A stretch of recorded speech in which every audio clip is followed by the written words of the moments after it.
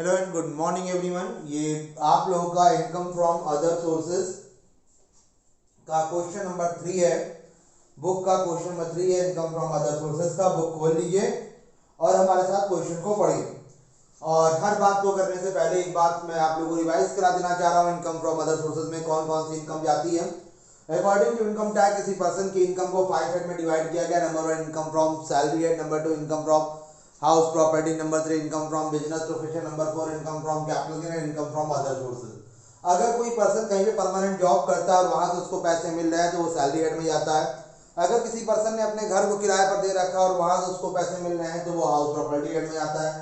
अगर कोई पर्सन अपना कोई बिजनेस चला रहा है या अपने नॉलेज के बेस पर किसी को कोई सर्विस प्रोवाइड कर रहा है, प्रोफेशन वाला वर्क कर रहा है, डॉक्टर, इंजीनियर या वकील टाइप का, तो वो बिजनेस एंड प्रोफेशन हेड में जाता है। फिर उसके बाद आता है अगर कोई पर्सन अपनी किसी फिक्स एसेट्स को बेच के कोई इनकम कमाता है तो वो इनकम फ्रॉम कैपिटल गेन में जाता है। और अगर कोई इनकम ऐसी है जो इन चारों हेड में नहीं गई जो पहले हमने बताया है, salary head, house property head, business and profession and capital gain, तो वो जाएगी इनकम फ्रॉम अदर सोर्सेज में। अब इनकम फ्रॉम अदर सोर्सेज में कैसे इनकम जाती है, प्राइमरी कौन सी इनकम ऐसी है जो यहाँ पे जानी चाहिए। नंबर 1, सिक्योरिटी से होने वाली इनकम, मतलब अगर हमने कहीं पे कोई पैसा वगैरह इन्वेस्ट किया तो उस पर जो हमें इंटरेस्ट मिलता है वो इनकम फ्रॉम अदर सोर्सेज में जाता है। According to income tax security दो टाइप की होती है, गवर्नमेंट और non government security. Government non government कैसे पता लगेगा? अगर यूपी गवर्नमेंट, हरियाणा गवर्नमेंट या कहीं भी गवर्नमेंट टाइप के किसी वर्ड का यूज हुआ तो गवर्नमेंट सिक्योरिटी हो गई, और अगर प्राइवेट लिमिटेड या कंपनी वगैरह का यूज हुआ है तो वो नॉन गवर्नमेंट सिक्योरिटी हो गई। अब अगर कुछ नहीं दिया तो उसको हम लोग नॉन गवर्नमेंट सिक्योरिटी मानते हैं। इसमें सिक्योरिटी दो टाइप की होती है, टैक्स फ्री होता है, लेस टैक्स होता है। टैक्स फ्री साफ साफ लिखा रहेगा, लेस टैक्स होगा तो भी लिखा रहेगा, लेस टैक्स नहीं लिखा है तो या टैक्स फ्री कुछ नहीं लिखा तो उसको हम लोग लेस टैक्स मानते हैं। गवर्नमेंट की जो टैक्स फ्री सिक्योरिटी होती है वो एग्जाम होती है, मतलब उसके सामने अमाउंट जहां भी लिखना है हमें यहाँ पे टैक्सेबल, यहाँ पे एग्जाम लिख देंगे। और लेस टैक्स फुल्ली टैक्सेबल होता है, डायरेक्ट जो अमाउंट होगी उसको यहाँ पे लिख देंगे। नॉन गवर्नमेंट की चाहे टैक्स फ्री हो या लेस टैक्स, दोनों ही फुल्ली टैक्सेबल होती है। नॉन गवर्नमेंट की टैक्स फ्री सिक्योरिटीज को हमेशा क्रॉस अप करेंगे और लेस टैक्स को तब क्रॉस अप करेंगे जब उसके आगे नेट या रिसीव लिखा हो। सिक्योरिटी के बाद दूसरी इनकम जो आती है इनकम फ्रॉम अदर सोर्सेज में, वो आती है हमारी गेम से होने वाली इनकम। गेम से होने वाली इनकम में जैसे हॉर्स रेसिंग, सुडोकू, लूडो और ऐसे ही लॉटरी वगैरह, मतलब कुछ कैजुअल इनकम जो अचानक हो जाती है, हो भी सकती है नहीं भी हो सकती, इस टाइप की इनकम जाती है। ये कैजुअल इनकम और गेम वाली इनकम में दो टाइप में बांटा गया गेम को। अगर हॉर्स रेसिंग से विनिंग अमाउंट 5,000 से ज्यादा है, अगर हॉर्स रेसिंग से विनिंग अमाउंट मोर देन 5,000 है और उसके आगे नेट या रिसीव लिखा है तो उसे ग्रॉसअप करेंगे। और ग्रॉसअप करने का जो हमारा फॉर्मूला होता है वो फॉर्मूला होगा अमाउंट इंटू 100/70।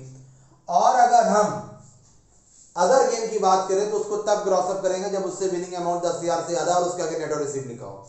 अगर रिसीव अमाउंट 5,000 से ज्यादा है हॉर्स रेसिंग की, मतलब हॉर्स रेसिंग की विनिंग अमाउंट 5,000 से ज्यादा और उसके आगे नेट और रिसीव लिखा है तो उसे ग्रॉसअप कर देंगे फॉर्मूला में रख के। और बाकी जो गेम है उससे विनिंग अमाउंट अगर 10,000 से ज्यादा है और उसके आगे नेट और रिसीव लिखा है तो ग्रॉसअप करेंगे। फिर तीसरी इनकम इसमें आती है income from family pension. Family pension partly taxable होती है। इसमें टैक्सेबल इज इक्वल टू होता है actual amount receive minus exam, और एग्जाम निकालने के लिए होता है 15,000 और plus 1/3 of pension receive which average less is exam, ये होता है। तो चलिए बुक का क्वेश्चन नंबर 3 देखते हैं, पहले ध्यान से पढ़ते हैं फिर समझते हैं। यहाँ पे क्वेश्चन नंबर 3 में दिया हुआ है ग्राउंड रेंट। देखो भैया, अगर घर किराए पर दिए, क्या किराए पर दिए हैं? घर, तो वो इनकम फ्रॉम हाउस प्रॉपर्टी में आएगा। अगर ग्राउंड रेंट है तो वो इनकम फ्रॉम अदर सोर्सेज में आएगा। ग्राउंड रेंट के बाद आया फिक्स डिपॉजिट। बेटा एफडी जो होता है बैंक में जो फिक्स डिपॉजिट करते हैं वो भी टैक्सेबल होता है इंटरेस्ट। फिर इसका पोस्ट ऑफिस के सेविंग अकाउंट में जमा है तो याद कर लो पोस्ट ऑफिस सेविंग अकाउंट में जो जमा होगा वो एग्जम्प्ट होगा। क्या होगा? एग्जाम। याद कर लो पोस्ट ऑफिस के सेविंग अकाउंट में जमा होगा वो एग्जम्प्ट होगा। फिर लिखा है किसी फर्म में जमा पर ब्याज। अगर फर्म में जमा पर ब्याज 5,000 से ज्यादा मिल रहा है तो उसको ग्रॉसअप करेंगे, लेकिन यहाँ तो बस केवल कितना रुपया मिल रहा है? 600, तो ग्रॉसअप करने की जरूरत नहीं, ऐसे ही लिख देंगे। फिर उसके बाद बात आई किराए के मकान को फिर से किराए पर उठाओ। भैया अपना घर किराए पर उठाओगे तो इनकम फ्रॉम हाउस प्रॉपर्टी, दूसरे का मकान जो आपने खुद किराए पर लिया उसको किराए पर उठाओगे तो इनकम फ्रॉम अदर सोर्सेज। फिर उसके बाद इंडियन कंपनी से रिसीव होना डिविडेंड। भैया अगर बाहरी कंपनी से, इंडिया के बाहर की किसी कंपनी से डिविडेंड रिसीव हो रहा है तब तो वो टैक्सेबल होगा, अगर इंडियन कंपनी से होगा तो वो एग्जम्प्ट होगा। फिर कह रहे हैं मिस्टर महेश्वरी का ये हम निकाल लेते हैं। लिखा है मिस्टर महेश्वरी ने एक और कंपनी, इंडियन कंपनी के शेयर खरीदने के लिए 10,000 का लोन लिया और उस पर 12% इंटरेस्ट पे किया। पहली बात, इंडियन कंपनी से डिविडेंड मिलेगा, उस पर टैक्स लगेगा नहीं। तो जब उस पर टैक्स नहीं लगेगा तो उससे रिलेटेड कोई भी एग्जम्पशन नहीं मिलेगा। यहाँ पे एग्जम्पशन उस पर मिलेगा जिस पे हम टैक्स लगा रहे हैं, जो टैक्सेबल है। फिर 8,000 के अंश में से तो सबसे कोई मतलब नहीं। फिर कह रहा है डिविडेंड के कलेक्शन पर 1% इन्होंने ब्रोकेज दिया या कमीशन दिया, तो भैया डिविडेंड पे जब टैक्स लगा ही नहीं है तो उस पर कोई भी एग्जम्पशन नहीं मिलेगा। मैंने सीधा सा बात बोला कि इनकम फ्रॉम अदर सोर्सेज में सीधा सा फंडा है, अगर कमाने के लिए आपने कुछ खर्चा किया है तो आपको उस पर टैक्स, उस पर एग्जम्पशन मिलेगा।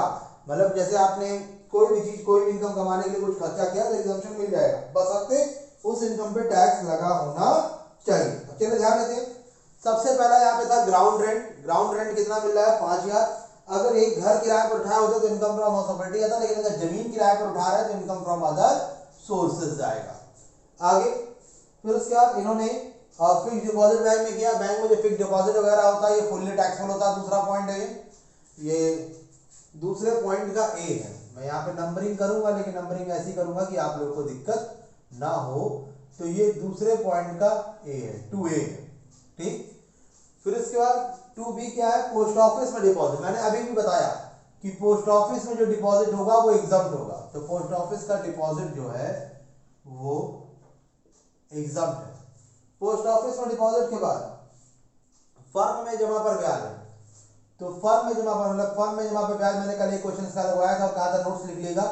अगर फिर किसी फर्म में डिपॉजिट अमाउंट पे इंटरेस्ट मिल रहा है और वो इंटरेस्ट अमाउंट 5,000 से मोर देन है तो उसको ग्रॉस अप करेंगे। फिलहाल ये 600 है तो उसको ग्रॉस अप करने की कोई जरूरत नहीं है। पॉइंट नंबर 3 पे आइए। किराए के मकान को इन्होंने फिर से किराए पर उठा दिया। किराए पर लिया था और फिर से उसको किराए पर उठा दिया। कितने किराए पर उठाया? 5,000। और जिसके लिए किराए है कितना पे कर रहा है? 3,000। तो किराए के मकान को किराए पर उठाएंगे तो इनकम फ्रॉम अदर सोर्सेज होगा। 3,000 में लिया, 5,000 में उठाया, मतलब इसमें इनको इनकम कितने की हो गई? 2,000। फिर उसके बाद क्या दिया हुआ है? इंडियन कंपनी से डिविडेंड रिसीव हुआ है। भाई अगर फॉरेन कंपनी से डिविडेंड रिसीव होगा तो उस पर टैक्स लगेगा, अगर इंडियन कंपनी से रिसीव होगा तो वो एग्जम्प्ट होगा। अरे सॉरी, टैक्सेबल लिखते हैं यहाँ पे। इंडियन कंपनी से मिलने वाला डिविडेंड क्या होगा? एग्जम्प्ट। फिर कह रहे हैं इन्होंने किसी और कंपनी के भी शेयर्स खरीदे इंडियन कंपनी के, और उसके शेयर्स को खरीदने के लिए लोन लिया, लोन पर इनका इंटरेस्ट पे करे। तो भैया सीधी सी बात मैंने आपको क्या बताई, अगर आप कोई इनकम कमा रहे हो, इनकम कमाने के लिए कुछ खर्चा करो, बिल्कुल आपको रिडक्शन मिलेगा, बट उस इनकम पे टैक्स लगना चाहिए। यहाँ पे एक जो डिविडेंड इंडियन कंपनी का शेयर्स था, जब भी पॉइंट नंबर 4 था, डिविडेंड मिला है, तो भैया वो क्या है ना कि वो इंडियन कंपनी तो वो एग्जम्प्ट हो गया। अगर इनकम एग्जम्प्ट हो गई है तो उस पर कोई भी एग्जम्पशन नहीं मिलेगा। भाई डिस्काउंट किस पे मिलता है? जो सामान के लिए आप पेमेंट करते हो।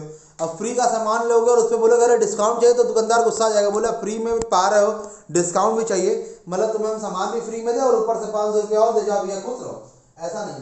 तो यहाँ पर डिडक्शन एग्जम्पशन केवल उस पर मिलेगा जिस इनकम पे टैक्स लग रहा हो। फिलहाल ये डिविडेंड एग्जम्प्ट है, इसमें कोई एग्जम्पशन नहीं मिलेगा, ना तो ये इंटरेस्ट वाला ही मिलेगा और ना ही वो जो 1% कलेक्शन चार्जेस दिया उसका मिलेगा। तो अब इसका टोटल कर लेते हैं, 5,000 प्लस 2,000 प्लस 1,000, ये आ गया taxable income from other sources 8,000। लिख लिए taxable income from other sources 8,000। ठीक, चलिए अब क्वेश्चन नंबर 3 के बाद हम लोग देखेंगे, क्वेश्चन 5 का हो चुका था, क्वेश्चन नंबर 6। क्वेश्चन नंबर 3 के बाद हम लोग देखेंगे क्वेश्चन नंबर 6। 6 पढ़िए एक बार ध्यान से।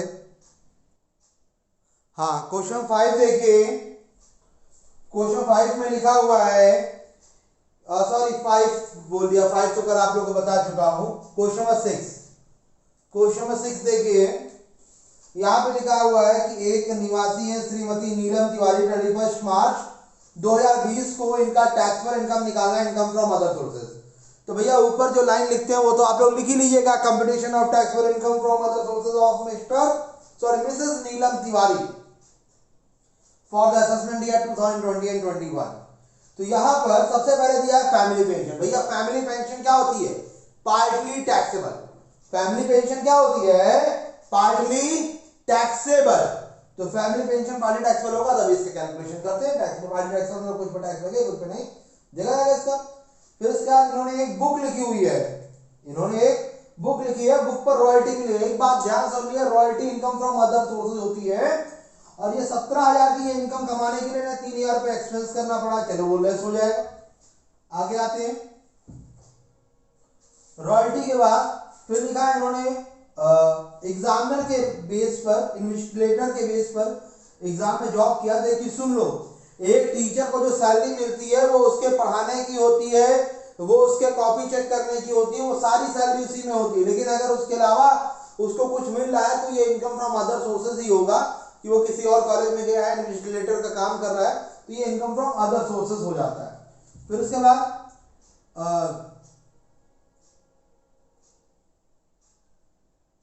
एग्जाम एज ए एग्जामिनर इन्होंने जॉब किया है, जिसके लिए 1,800 रुपीज इनको मिला है। और इनका यहाँ पर एज ए एग्जामिनर इन्होंने 75 रुपीज पोस्ट वगैरह के एक्सपेंस किए, जिसका पैसा इन्हें यूनिवर्सिटी से मिल गया, डायरेक्ट मिल गया। तो जब एक्सपेंस का पैसा मिल गया तो उसको लेस करने की जरूरत नहीं है। भाई आपसे किसी ने आपको 500 रुपए दिए और कहीं कहा कोई जाके सामान ले और 300 का सामान है, आने जाने में आपको 50 रुपए खर्चा हो गया। बात को ध्यान से सुनो, 500 रुपए उसने आपको दिए थे, 300 का आप सामान लाए, 200 बचा, आने जाने में 50 रुपए खर्चा हो गए। तो अगर वो 50 रुपए आपको नहीं दे रहा है अलग से, तो आप 50 लेस करके उसको 150 वापस करोगे। लेकिन अगर वो 50 अलग से दे रहा है तो उसको आपको 200 पूरा वापस करना पड़ेगा। तो ऐसे जो एग्जामिनर के तरीके काम किए, जिसका इनको 1,800 मिल रहा है, इन्होंने 75 रुपीज एक्सपेंस किए पोस्टेज वगैरह के। अगर इसका पेमेंट यूनिवर्सिटी इनको ना कर रहा होता तो ये 75 लेस करके लिखाया था, लेकिन पेमेंट यूनिवर्सिटी करा तो पूरा 1,800 को मिला, ये माना जाएगा। आगे फिर उनके लॉकर में 1 लाख रुपए रखे थे बैंक लॉकर में, जिनका इनको पता नहीं कि कहां से आए, रख के भूल गए, उन्हें पता ही नहीं कौन से हेड का है, तो ये इनकम फ्रॉम अदर सोर्सेज जाएगा। फिर इसका इलाहाबाद बैंक के सेविंग अकाउंट में इन्होंने जमा किया है, तो ये बेटा इलाहाबाद बैंक के सेविंग अकाउंट में जो जमा होता है ये टैक्सेबल होता है। अगर पोस्ट ऑफिस में जमा होता तो ये एग्जाम्प्ट होता। तो चलिए ध्यान देते हैं, क्वेश्चन नंबर 6 में सबसे पहला पॉइंट है फैमिली पेंशन। अब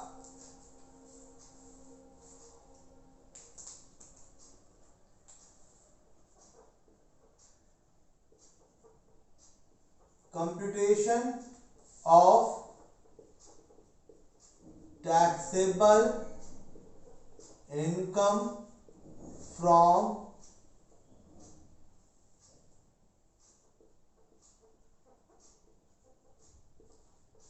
फैमिली पेंशन। तो टैक्सेबल इनकम कैसे निकालते हैं? टैक्सेबल इज इक्वल टू होगा actual amount receive minus exempt. इनको फैमिली पेंशन मिली कितनी है? 42,000। फैमिली पेंशन मिल कितनी रही है? 42,000। एग्जम्प्ट लेस करना है तो एग्जम्प्ट वाला कैलकुलेशन करिए। Calculation of exempt pension.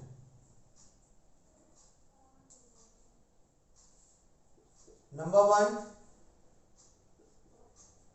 15,000 rupees. Number 2 1/3 of pension receive. तो 1/3 of pension receive, pension receive कितनी हुई है? 42,000। 42,000 का 1/3 निकालिए, 14,000। अब 15,000 और 14,000, यहां पे रूल होगा विच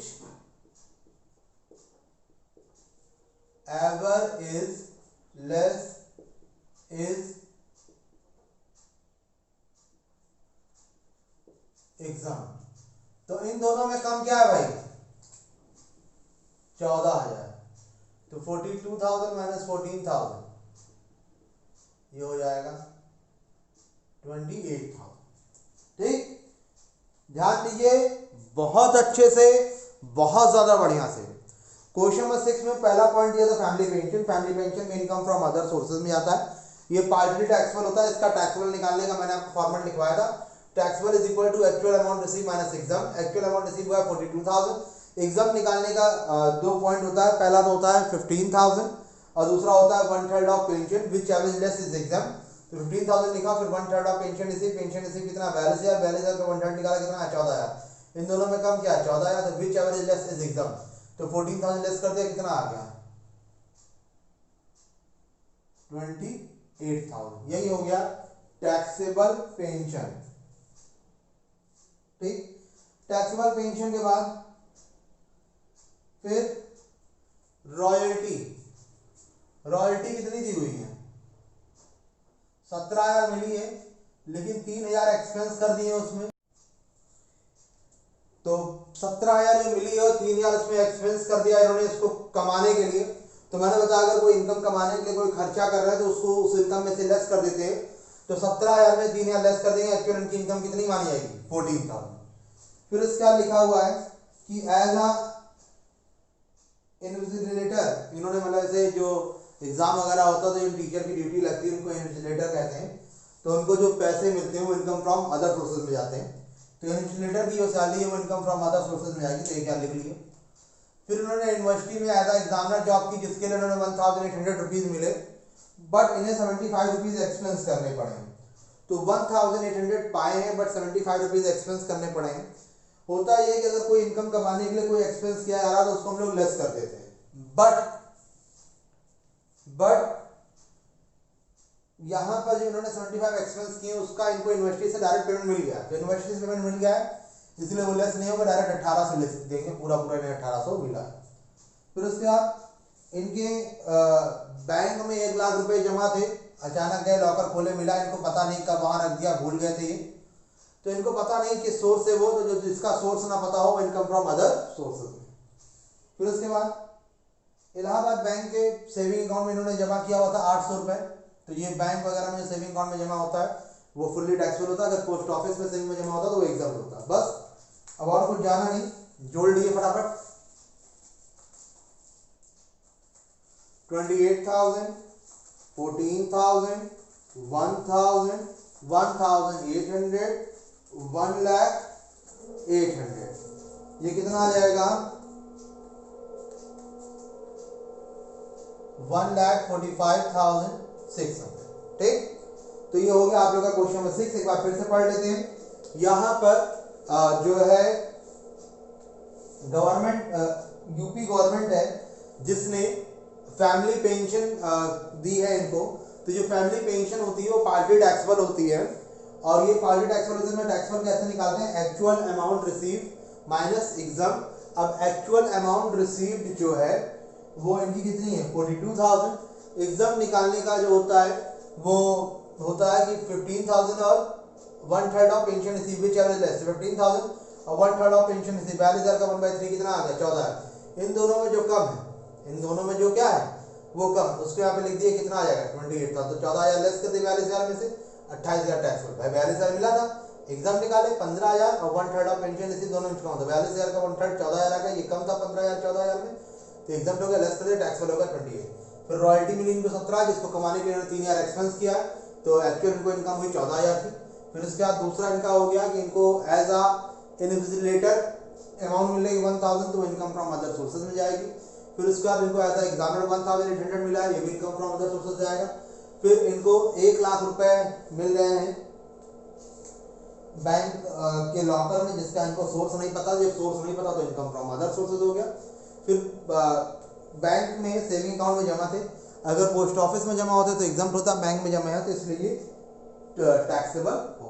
तो चलिए ये क्वेश्चन 6 हो गया। नहीं समझ में आएगा तो वीडियो एक बार रिवाइज करके देख लीजिएगा, तो भी नहीं आएगा तो व्हाट्सएप पे हमको एक वॉइस नोट छोड़ दीजिएगा, मैं उसमें आपको समझा दूंगा। ठीक है, चलिए अब क्वेश्चन नंबर 7 देखते हैं। चलिए ध्यान देते हैं क्वेश्चन नंबर 7, पहले एक बार ध्यान से पढ़ लेते हैं, फिर उसका देखते हैं कि उसमें करना क्या है। यहाँ पर इनको सेंट्रल गवर्नमेंट से पेंशन मिल रही 1,000 पर मंथ के हिसाब से 12,000 रुपीज, और उसके बाद इनको नगर पालिका के चुनाव में एक उम्मीदवार के समर्थन में उन्होंने भाषण वगैरह दिया। देखो भैया लेक्चर वगैरह देने से अगर कोई पैसे मिलते हैं तो इनकम फ्रॉम अदर सोर्सेज में जाएगा। और जो है फिर उसके बाद फ्रेंड्स एंड कंपनी से रॉयल्टी इनको मिली, इन्होंने कोई बुक लिखी है तो रॉयल्टी भी इनकम फ्रॉम अदर सोर्सेज में जाता है।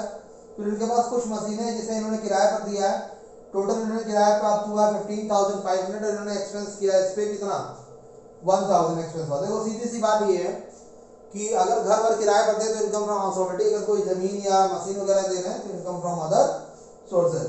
उन्होंने अपनी कोई जमीन है वो ईटा बनाने वालों को रॉयल्टी पर दे रखी है, रॉयल्टी पा रहे हैं तो ये royalty income from other sources होता है। फिर पोस्ट ऑफिस में इनका डिपॉजिट है,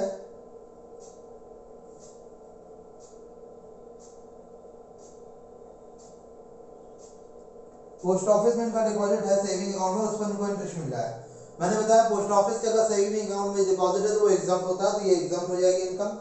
फिर उसके बाद रेडियो पर इन्होंने बात की, लोगों ने सुना और इनको पैसे दिए, कितनी अच्छी बात है बताइए, बात किए पैसा मिला खुश हो गए। तो यहाँ पर जैसे होता नहीं है कि आप लोगों ने कभी रेडियो वगैरह एफएम वगैरह सुना होगा तो उस पर डॉक्टर्स आते हैं, बात करते हैं, समझाते हैं कि ऐसे करना चाहिए, ऐसे करना चाहिए, सारी चीज़ें। तो भाई इन्होंने रेडियो पे रेडियो टॉक किया है और इसके उन्हें 1,000 मिले, तो ये भी एक तरीके से एक लेक्चर तरीके हो गया, इनकम फ्रॉम अदर सोर्सेज है। चलिए सबसे पहले बात आती है फैमिली पेंशन। तो फैमिली पेंशन क्या है, partly taxable, taxable is equal to actual amount receive minus exempt. तो एक्चुअल अमाउंट रिसीव है 12,000, एग्जाम निकालने के लिए 15,000 और 1/3 ऑफ पेंशन, तो 12,000 का 1/3 निकालिए कितना आ जाएगा 4,000। अब इन दोनों में कम क्या है 4,000, तो इसको यहाँ पे लिख दिए, सॉरी इसको 4,000 एग्जाम लेस कर दिए, तो टैक्सेबल कितना हो जाएगा 8,000। तो नंबर 1 जो taxable amount from family pension कितना हो गया 8, ठीक। Taxable is equal to actual amount receive minus exempt, तो एक्चुअल अमाउंट रिसीव कितना है 12,000, और 12,000 में इन्होंने एग्जाम कैसे निकाला 15,000 और 1/3 of pension receive, 15,000 1/3 of pension receive 4,000, दोनों में से कम हो तो कम क्या है 4,000, लेस कर दिए कितना आ गया 8,000। फिर उसके बाद उनकी एक बुक है जिसको उन्होंने पब्लिश किया है, इनको रॉयल्टी उसकी मिली कितनी 17 था, अरे यार सॉरी दूसरे क्वेश्चन में चले गए, ऊपर वाले पे आ गए, सॉरी बेटा सॉरी। ये फैमिली पेंशन हो गया। फैमिली पेंशन के बाद दूसरा पॉइंट क्या है कि इनका कोई फ्रेंड वगैरह रहा, वो नगर पालिका चुनाव लड़ रहा है तो उसके यहाँ जाकर के इन्होंने लेक्चर दिया उसके फेवर में, तो उसके लिए इनको पैसे मिले 2,000, तो लेक्चर वगैरह देने से जो पैसे मिलते हैं वो इनकम फ्रॉम अदर सोर्सेज हो गया। फिर फ्रेंड एंड कंपनी की इन्होंने बुक लिखी जिससे इनको रॉयल्टी मिली है, तो रॉयल्टी तो भाई इनकम फ्रॉम अदर सोर्सेज होता है 3,000 लिख लिए। कोई एक्सपेंस हुआ है क्या इसमें, आधा ही क्वेश्चन एक तरफ दिया है यार, नहीं कोई एक्सपेंस वगैरह नहीं हुआ, डायरेक्ट 3,000 इन्होंने लिख दिया। फिर फ्रेंड्स एंड कंपनी के बाद इनके पास कुछ मशीनें जिसको इन्होंने किराए पर दिया, देखो घर किराए पर देते तो इनकम फ्रॉम हाउस प्रॉपर्टी होता, मशीन किराए पर दिया तो इनकम फ्रॉम अदर सोर्सेज। 15,500 है और इस पे एक्सपेंस कितना हुआ है 1,000, तो 15,500 माइनस 1,000 इज इक्वल टू ये कितना आ गया 14,500। फिर उसके बाद उन्होंने अपनी कोई जमीन रॉयल्टी पे दी है, लीज पर दी, उससे इनको रॉयल्टी मिल रही है, तो 5,600 ये जो रॉयल्टी भी इनकम फ्रॉम अदर सोर्सेज आएगा। फिर इसका पोस्ट ऑफिस में सेविंग अकाउंट में इन्होंने डिपॉजिट किया, तो पोस्ट ऑफिस के सेविंग अकाउंट में अगर डिपॉजिट करते हैं तो वो होता है एग्जाम, तो इसीलिए यहाँ पर एग्जाम हो जाएगा। अब बात आई पॉइंट नंबर 7 की। पॉइंट नंबर 7 क्या कह रहा है कि इन्होंने कोई रेडियो टॉक वगैरह किया और उसके इनको पैसे मिले, तो भैया रेडियो टॉक वगैरह जो होता है इनकम फ्रॉम अदर सोर्सेज में आता है। भाई आप किसी शो में गए, अब ये जो आज तक वगैरह पे आकर के चिल्लाते हैं, डिबेट करते हैं, लड़ते हैं, फ्री में थोड़ी ना आके करते हैं, इनको लड़ने का पैसा मिलता है, यही समझ लीजिए। ये आते हैं लड़ते हैं तो उसका इनको पैसा मिलता है, देखो जोर लगा के लड़ते हैं, जितना ज़्यादा लड़ेंगे उतने ज़्यादा लोग इनको देखेंगे, इनको पसंद करने वाले, और उतने ज़्यादा ही टीआरपी पड़ेगी, पैसा उनको एडवर्टीजमेंट का मिलेगा, और वो ऐसे लोगों को भौंकने के लिए और ढेर सारा पैसा देंगे। तो समझ रहे हैं, इंसानों में जो भौंकने वाली प्रजाति होती है उनको भौंकने का पैसा मिलता है, तो इसीलिए ये जो टीवी डिबेट में बैठे रहते हैं इनकी बातों को ध्यान मत दिया करिए, पैसे कमाने आए। तो चलिए फिलहाल ये टोटल किया इनकम फ्रॉम अदर सोर्सेज हो गया 34,100। फिर से ध्यान देते हैं यहाँ पर ये क्वेश्चन नंबर 7 है, सॉरी नंबरिंग में चेंज करना भूल गया था, ये क्वेश्चन नंबर 7 है। और यहाँ पर सबसे पहला दिया था family pension. Family pension partly taxable होता है, इनको 12,000 मिल रहा था, इसमें से taxable is equal to actual amount receive minus exempt, तो एग्जाम 4,000 कैसे निकला 15,000 और 1/3 ऑफ पेंशन रिसीव, 15,000 और 1/3 ऑफ पेंशन रिसीव 4,000 का, दोनों में जो कम था 4,000 लेस करते कितना आ गया 8,000। फिर उसके बाद पॉइंट नंबर 2, इन्होंने अपने किसी नगर पालिका चुनाव में इनका कोई है खड़ा है, उसके लिए इन्होंने लेक्चर वगैरह दिया और लेक्चर दिया, उसके बदले इनको पैसे मिले 2000, तो ये भी इनकम फ्रॉम अदर सोर्सेज में जाता है। फिर उसके बाद फ्रेंड्स एंड कंपनी के लिए इन्होंने बुक लिखी है जिस पर इनको रॉयल्टी मिलेगी, तो रॉयल्टी भी इनकम फ्रॉम अदर सोर्सेज होता, 3000 लिखते हैं, इसमें कोई एक्सपेंस होता तो लेस कर देते, एक्सपेंस है नहीं इसलिए लेस किया नहीं। फिर उसके बाद इन्होंने अपनी कोई मशीन वगैरह किराए पर दी है, भाई अगर घर वगैरह किराया दिया होता तो इनकम फ्रॉम सॉलिटी में आता, मशीन किराए पर दी है इसलिए इनकम फ्रॉम अदर सोर्सेज में गया। 15,500 था, 1000 खर्चा हुआ तो कितना आ गया 14,500। फिर उसके बाद इनको अपनी जमीन उन्होंने नीट के भट्टे वालों को मिट्टी उट्टी निकालने के लिए रॉयल्टी पर दी है, तो रॉयल्टी जो होता है इनकम फ्रॉम अदर सोर्सेज, तो ये इनकम फ्रॉम अदर सोर्सेज हो गया। फिर पोस्ट ऑफिस में डिपॉजिट किए उस पर इनको पैसे मिले, तो पोस्ट ऑफिस में डिपॉजिट जो होता है वो एग्जम्प्ट होता है, सेविंग अकाउंट में लिख दिया। फिर सबसे लास्ट में क्या लिखा हुआ है कि इनको रेडियो टॉक के लिए पैसे मिले, तो रेडियो टॉक के लिए पैसे मिलते हैं, रेडियो पे जो बात करते हैं या लोग समझाते हैं उसके लिए पैसे मिलते हैं, ये जाएगा इनकम फ्रॉम अदर सोर्सेज में, ये भी एक तरीके से लेक्चर माना जाएगा। तो उम्मीद करते हैं क्वेश्चन नंबर 7 आपको समझ में आ गया होगा, नहीं आया होगा तो वीडियो एक बार रिवाइज करके देख लीजिएगा, तो भी नहीं आएगा तो व्हाट्सएप पे हमको एक वॉइस नोट छोड़ देगा, सर हमें ये पॉइंट समझ में नहीं आया। चलिए फिलहाल अब इसके बाद क्वेश्चन नंबर हम लोग नेक्स्ट देखते हैं, मैं एक बार पढ़ लेता हूँ, इसके बाद मुझे कौन सा क्वेश्चन बताना है फिर मैं बताता हूँ। अब हम लोग देखेंगे क्वेश्चन नंबर 9, कौन सा देखेंगे क्वेश्चन नंबर 9, फटाफट क्वेश्चन नंबर 9 बहुत ही जल्दी और बहुत ही तेजी से पढ़ डालिए। क्वेश्चन नंबर 9 बहुत ही अच्छे से पढ़ लिए भाई, बहुत ज्यादा अच्छे से, जितना अच्छे से आप पढ़ सकते हैं, जल्दी पढ़िए, हम भी आ रहे हैं क्वेश्चन 9 पर, रफ किया तुरंत पहुंचे हम, यहाँ इन सबको रफ कर दूं, फिल इन द ब्लैंक्स, और चलिए फटाफट क्वेश्चन नंबर 9 पे मिलते हैं। और ये जो मैं लाइन नहीं लिखता इसलिए नहीं लिखता बेटा, वही लाइन आपको इंग्लिश में लिखनी है तो आप लोग लिख लेना, हम नहीं लिखते लेकिन आप लोग लिख लेना, नहीं तो किसी ने अगर हमें फोटो वोटो मंगाई और नाम मिला ना फिर मामला बिगड़ जाएगा। चलिए यहाँ भी आ रहा है क्वेश्चन 9 में भी सबसे पहला पॉइंट है कि कर्नाटक गवर्नमेंट से इनको फैमिली पेंशन मिला है, family pension party taxable होता है, partly taxable is equal to actual amount receive minus exempt, तो एक्चुअल अमाउंट रिसीव इनका 30,000 है, एग्जाम निकालने का फॉर्मूला क्या है 15,000 और 1/3 ऑफ पेंशन रिसीव, तो 15,000 ये हो गया, 1/3 ऑफ पेंशन रिसीव, 30,000 का 1/3 निकालेगा फटाफट, कितना आ गया 10,000, तो इन दोनों में 15,000 10,000 में कम किया 10,000, तो ये हो गया एग्जाम, तो अब इस 30,000 में से 10,000 लेस कर दिए, कितना आएगा 20,000, तो फिर टैक्सेबल अमाउंट कितना हो गया इसका 20,000, अब ये टैक्सेबल अमाउंट हो गया इससे 20,000। अब इसके बाद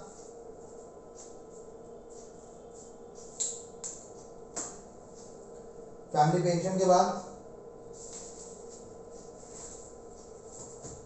फैमिली पेंशन के बाद इनको रॉयल्टी मिली है बुक लिखने से और जिसपे उन्होंने 5,000 एक्सपेंस किए, तो royalty income from other source से आती है, और अगर कोई इनकम कमाने के लिए कोई एक्सपेंस किया गया तो उसमें से लेस कर देते हैं, तो रॉयल्टी इनको मिली 50,000 वर्सेस उन्होंने एक्सपेंस कितने कर दिए 5,000, तो 50,000 में से 5,000 लेस कर दिए, कितना हो गया 45,000।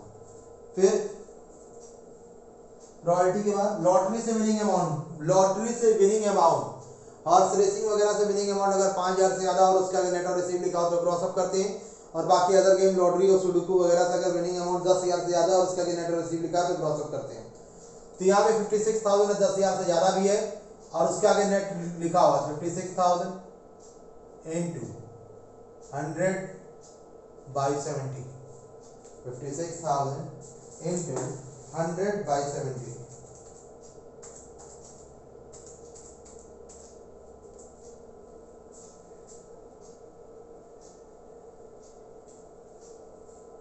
फिर उसके बाद हॉर्स रेसिंग से विनिंग अमाउंट कितनी है 28,000, जो कि 5,000 से ज्यादा और नेट लिखा है तो इसको भी क्रॉस अप करेंगे, करिए भाई क्रॉस अप, 28,000 into 100/70, ये आ गया 40,000। ठीक, चलिए फटाफट आगे का क्वेश्चन देखते हैं।